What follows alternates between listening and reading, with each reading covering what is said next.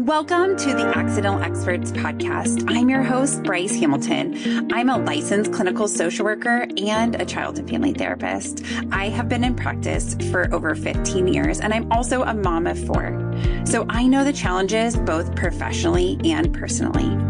I'm so glad that you're here today to grow your parenting toolbox. Please come as you are and be ready to learn. My goal is to make you the accidental expert so that you can raise healthy humans.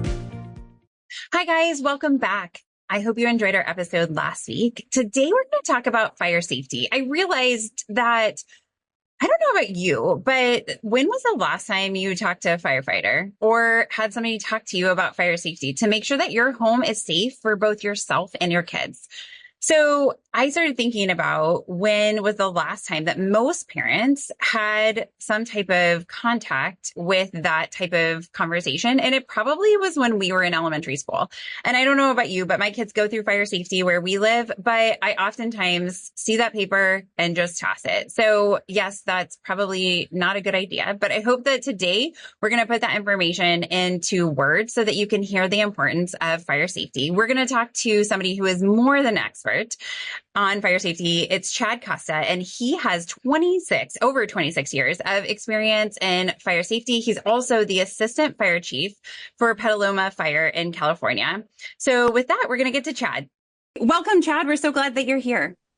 Yeah, thank you very much for having me. I'm happy to be here.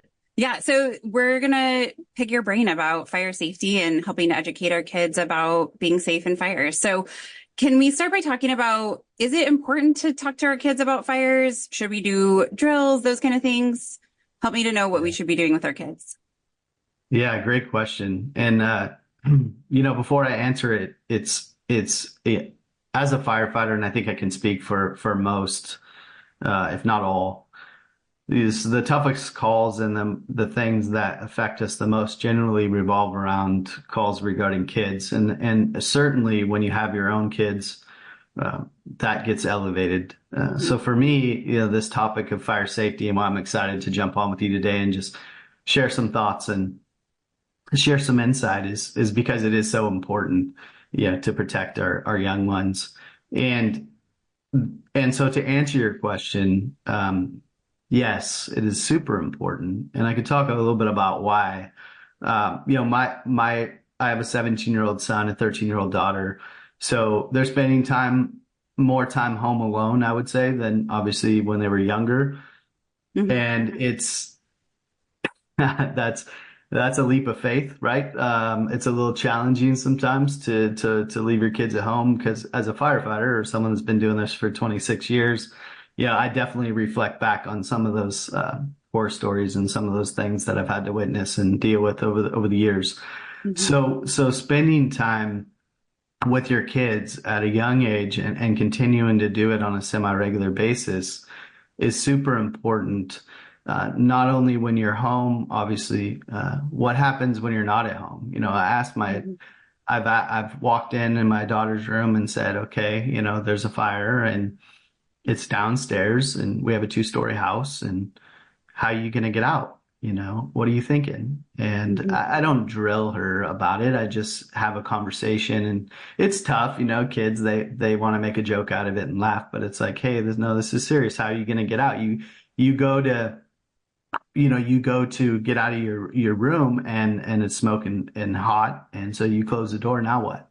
Are you going to be able to open? And we talk about going out windows, and we'll talk a little bit more about later, but are you going to be able to open that sliding window? Mm-hmm. And then once you do, how are you going to get out of that window? And so it's super important to have fire drills. It's super important to have them on a semi-regular basis. And really the reason is because under stress, the way our brains work, we forget. Mm-hmm. We don't think very well on the fly. What we do is we fall back to our training. We fall back to how we were raised or what people told us or what we practiced. We just naturally do that. And so the more that we train and the more that we talk about these fire drills and how we're going to get out of our homes and more than one way to get out and how to do that and the routes and where to go and where to be and who to call, you'll find some pretty, you can you can find some pretty cool stories. It just takes a Google search to hear about young men and women the kids that just do some heroic things, whether it's saving their family members from a fire, whether it's getting out of a fire, whether it's calling 911 when someone collapses, at the mall or somewhere else. Kids constantly these days are doing amazing things and saving lives. And it all comes back to the training that they had and the experiences that they had either in school or with their home environment. So I can't stress, enough how important it is for us to have safety awareness in our homes and talk about these fire drills and talk about getting our children out of the house. Yeah. So how often should we be practicing it? You said semi-regularly. Like as a mom, I'm like, okay, so I need to schedule that. So like, what's the time frame? Like, when should I do that? Yeah, I mean, ultimately, like, there's not a book answer for that. I think it depends on the age of your child. As children, like I have a 17-year-old son, I don't think he needs it monthly. Sure. I think the more frequency should increase at a younger age just to drive that home, and then hopefully that can be reduced. I would think that it would be smart to at least do it once or twice a year. And sure, could you do it more? Yes, but we all have busy lives. We can always do things more. It doesn't hurt. Of course, the regulatory side of me is going to say do it as much as you can. But realistically, what is kind of neat is to try to tie it into something else that you're doing fire safety. So what we try to talk about is the spring forward, fall back kind of time frames where you're dealing with moving the clocks forward an hour or rewinding them an hour. We really try to push for that to be the time that you change smoke detector batteries or CO detector batteries to ensure that those batteries and those detectors are working in your homes. What if we tied this drill to that, so twice a year, while we're checking our smoke detectors and CO detectors and replacing batteries, we do a quick family discussion and go through a fire drill, tie it to something that is consistent. And otherwise, unless you're really good with Outlook and you schedule something in your calendar, it's easy to forget about. So sure, absolutely. That'd be my suggestion, is just to tie it to your spring forward, fall back times. Yeah, that's a great idea. So is it important to have a family meeting place, or do you have tips for creating fire escape plans? Yeah, absolutely. When I talked a little bit earlier about, what's the word I'm looking for? Yeah, the effects that these calls have on us when we're dealing with kids, I have to reflect back to incidents, and some positive, some negative. And so when you ask me this question about a meeting place, I'll share with you some thoughts or some experiences that I've had. Imagine being in a fire station with your team of firefighters sitting around the table, enjoying a lunch or whatever. A structure fire call comes in and your adrenaline's up, you're rushing to the rig, you're trying to get your stuff on as fast as you can. We all know fires start small. The quicker we get there, the least damage that'll occur. Also know the quicker we get there, the better chances of survivability rate of anybody in the house. Imagine you're getting into the rig and you're driving to this call. The notes are coming in. Stress is getting higher, multiple callers, people saying there's definitely a fire. Maybe you see a column of smoke out ahead of you, and then you see a note that's someone's trapped in the house. That just elevates everything to a whole nother level. And then you see a note that it's a child in the house, or the same kind of scenario. They say they think everybody's out. Those are pretty common things that occur. Less common that someone's inside, but that does happen. And it's very common for us to get a note saying that they believe everybody's out. Okay. So now you read that on your computer, or your laptop, or your iPad, whatever you're using, or dispatch tells you that over the radio, and you pull up to this house. There's fire coming out a window. and you have this note saying that everybody's out. Well, I can share with you from a fire department perspective, that note or that comment by the dispatcher or whatever we were told is taken into account, but it's never taken with 100% surety that it's actually true. So our job when we get there, everybody says, oh, your job is to put out the fire. Well, what's our real priority? Our real priority, our highest priority, and the most important thing we do is ensure everybody's safe. Because at the end of the day, we can rebuild the house, but we can't rebuild a human being. And so it's a priority for our engine companies or truck companies and the people that arrive to validate that information to ensure that everybody's out. And how do we do that? Well, we have to physically see them. We have to know that they're actually out of the house. Otherwise, we're going into that house with the assumption that note or that comment was inaccurate. So that is why, in a long-winded way, that is why it's so important for us to have a family meeting place. That is why it's so important for that meeting place to be somewhere out somewhere out in front or near the front of the residence. So when that fire engine pulls up, somebody can say, hey, I'm mom, I'm dad, I'm uncle, I'm grandma, whatever it is, brother, sister, and here's everybody, we're all out. Once that occurs, once the fire department knows that everybody's out and accounted for, they still aggressively attack the fire with that mindset that there could be somebody in there that you weren't aware of. That's possible. I can't tell you how many stories of where we were told everybody's out, but then a neighbor went in to get a dog or something that they didn't know about. So we still aggressively attack the fire and search the building to ensure everybody's out and safe. But it's a huge relief and a huge stress off our back if we at least know that the families, as far as they know, everybody's out and we can actually see them and know that they're actually there and it's not just taking someone's word for it. So I don't know if that answered the whole question, but. Yeah. And just tips for creating a fire safety escape plan. Like we have different things that we should do. So we need a meeting place for sure. Front of residence is great. Like any other things you mentioned earlier about like getting out a window. Is there should we have like ladders to escape? Yeah. And so essentially there's books for this one, but it really just depends on your house, right? So every house is going to be different. I say that, I mean, houses are generally 1, 2, 3 stories, but my point is that it could be the configuration of your house, where the bedrooms are, all that can dictate a little bit of change in your accomplishment of a escape routes and a plan. But ultimately, we really want to drive home is that don't just have one route out of your house. And that's something that I remind people all the time. And this is not just with home fire safety. This is when you go into watch a movie in a movie theater, or you go to a restaurant.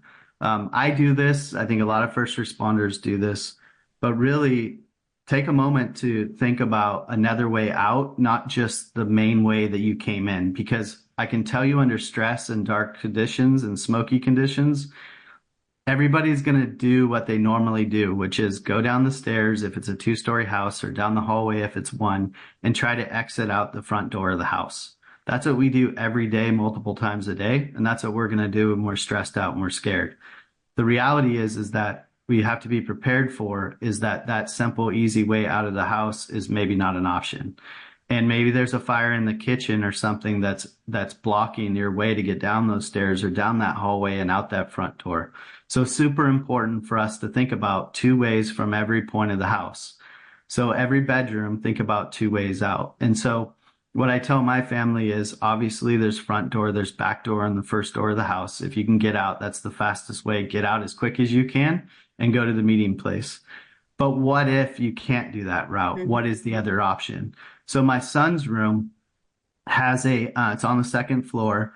If you open a window, you can step out onto a 1st floor roof. And then it's a short jump, it's not super far for a 17-year-old. He's going to have to either stay up there till the fire department arrives, which is a much safer place outside on the roof than it is inside the house. but he can also just hang down and drop, and only be a couple feet from the ground. He's pretty tall. My daughter, on the other hand, doesn't have that luxury. So then we should be thinking about a ladder or some type of way for her to get out of that window if she needed to. At the end of the day, the importance is, if you don't have that ladder, you don't have that option, to teach them what to do if that initial route doesn't work. And so what that means, or what that looks like, is ensure the door is closed. Putting a blanket or something at the bottom of the door where it kind of seals up against the carpet or the hardwood, so that smoke doesn't come in underneath the door. It includes opening the window in the bedroom and then yelling as loud as you can, so that the fire department and the neighbors know where you are and know how to find you and where to get to you, so they can throw a ladder and get you down. Because although right now my daughter doesn't have a ladder, hanging out of her window, she'll get that window open and she'll be very loud, and everybody in the neighborhood is going to know where she is when they arrive. So it's not necessarily 100% always like an easy way to get out of homes. Mm-hmm. It's not as simple as just saying, like, do this. Like, sometimes the situation is just, hey, how can we make sure you can survive in this environment as long as you can, and let us know where you are, so that when we get there, we're not, trying to find you in the house. We can hear you and know exactly where you are to get you out. Yeah, that's great advice.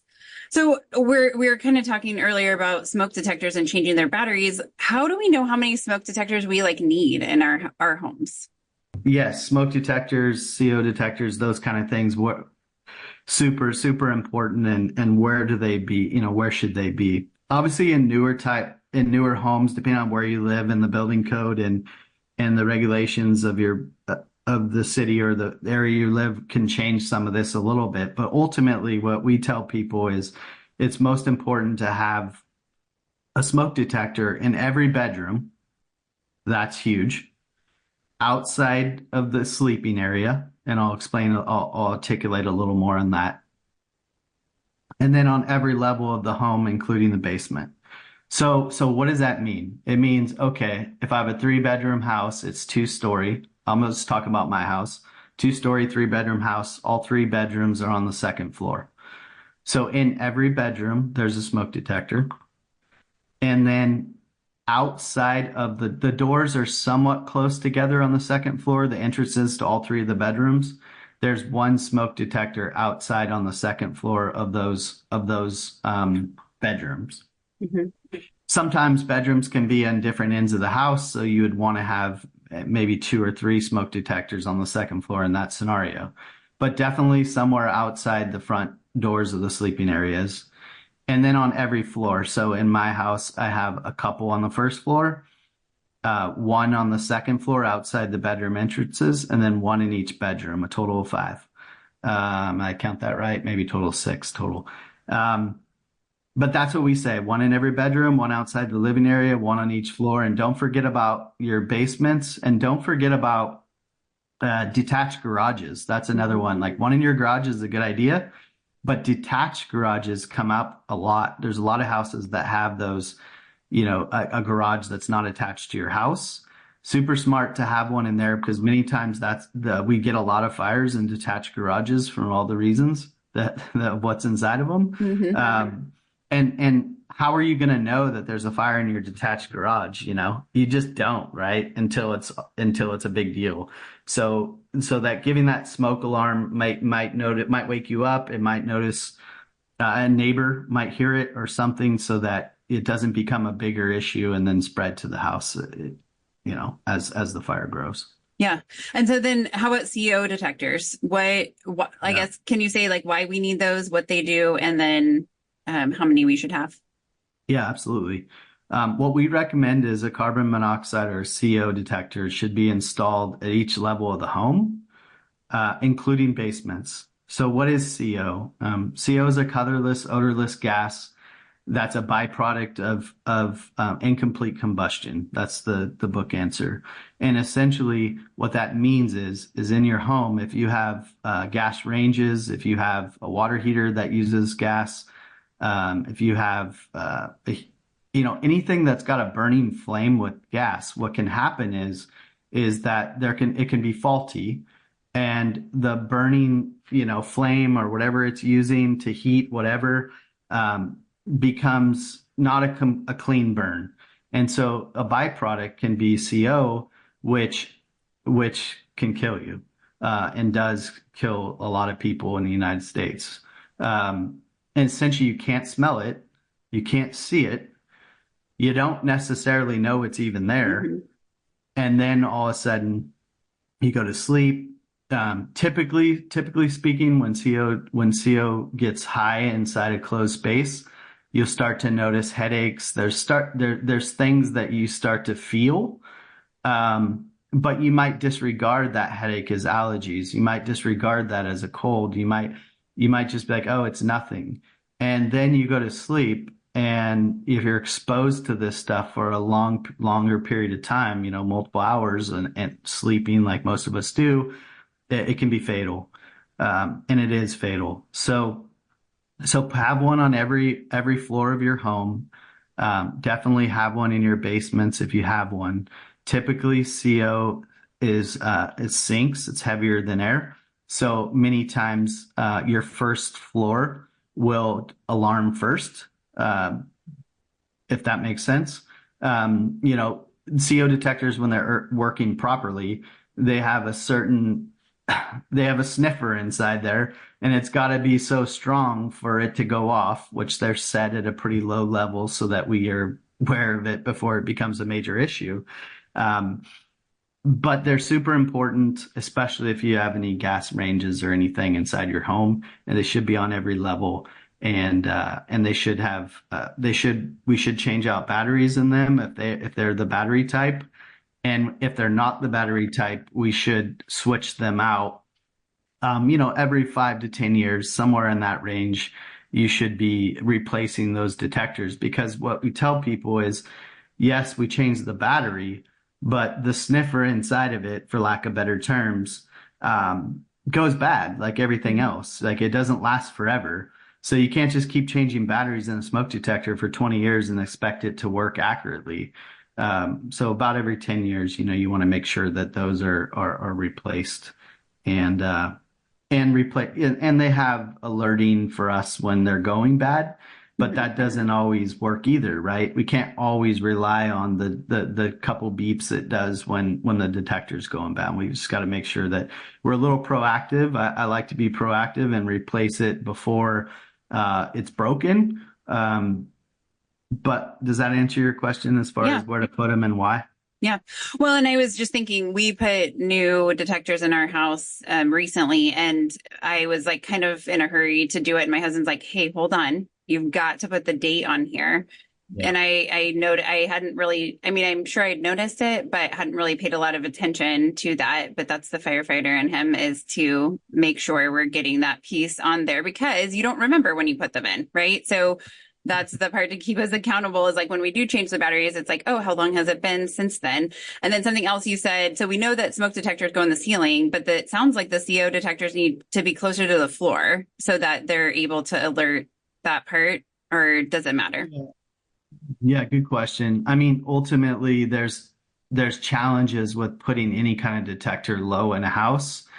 And what I mean by that is it depends on the demographics of the people living in the house, meaning, do you have a young child? Well, if I have a young child crawling around and I have a CO detector blinking, every once in a while, or have a little display on it, sure, my child's probably going to rip that off and want to play with it. So you got to do the best you can with the demographic in the environment you're in. Obviously, it's nicer to have the CO detector lower, but like in my house, it's mid wall, right next to the display or the controller for the HVAC. So it's not high on the ceiling like the smoke detector is, but it's about halfway up the wall. And it's essentially that way because of dogs and kids that were in the house, and I just haven't lowered them. Sure. So yeah, I mean, yes, the goal is to try to get it low, but I would never tell somebody you have to have it low and then have their child, ripping it off the wall. It's like that kind of defeats the whole purpose. So yeah, mid wall or something out of the reach of anything you're worried about is definitely, you're definitely going to be fine and better than having it up on the ceiling next to the smoke detector. Yeah. Okay. Is there anything else that you feel like families should know about getting out of the house, or carbon monoxide or smoke detectors or fire safety? No, I mean, I super appreciate the opportunity. And nothing makes a firefighter feel better than hearing a story about, like we do 7th grade CPR every year for every 7th grader in our city. And it's extremely fulfilling to hear a story about a child that had our training, that implemented CPR on a family member or somebody else and affected the outcome of that person's life, right? So this is the same scenario. It's super gratifying to talk about this because I know that these kind of discussions and these kind of topics are probably going to save someone's life someday. So I just appreciate the seriousness and appreciate the fact that the families listening take, if they don't do everything, do something, and have those discussions with your family about how to get out, have those discussions about more than one way, have a meeting place so we know where you are. Make sure those batteries and those detectors are working accurately. It will save someone's life. It will, I promise you. It does every day. And if we can prevent a fire or prevent an injury, I think that's probably the greatest accomplishment that any firefighter could ever achieve. And in the fire service, we have this common, like, operations is predominant. And what I mean by operations is like the engine's responding to calls and pulling hose and flowing water and throwing ladders and rescuing people from buildings or from cars. But what if we prevented that from ever needing to happen, right? And what if we prevented the fire department from having to respond because we spent some time with prevention and we spent some time driving home the importance of preventing that emergency rather than just responding to it. So it's really important. All these topics are super important to all of us. And I don't really have anything else to add, but I just wanted to drive home the appreciation I have and the importance of the topic. Well, thank you so much for your time. We love it. Thank you for all the advice, and I know the families will appreciate it. Thanks, Chad. Anytime. Thanks again, Chad. That was all really great information. I don't know about you, but I am ready to go back to my house and make sure that everything is safe and my kids know exactly how to get out. I think I have some plans for this coming week to make sure that we're all in compliance with fire safety. If you guys like what we're doing, please rate and subscribe to our show and follow us on Instagram and Facebook and YouTube. If you have any suggestions or comments for our show, please email us at accidentalexperts@gmail.com. Looking forward to seeing you next week. Have a fantastic day. Some words from our legal team. The information presented in this podcast is not intended or implied to be a substitute for appropriate professional advice, diagnosis, or treatment. All content, including text, graphics, images, and information contained on or available through this podcast, is for general information purposes only. This podcast makes no representations and assumes no responsibility for the accuracy or information on or available through this podcast, and such information is subject to change without notice. You are encouraged to confirm any information obtained through this program with other sources and review all information regarding any condition or treatment with the appropriate professionals. What we're saying is, yes, I am a real therapist, but I'm not your therapist.